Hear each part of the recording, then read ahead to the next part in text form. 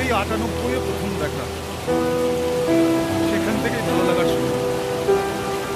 রিয়াসের সাথে আমার সম্পর্কটা অনেক দিনের, আমার শুধু না, আমাদের, আমি এবং আমার বন্ধু দুজনের সম্পর্কটা বিয়াসের সাথে অনেক পুরনো।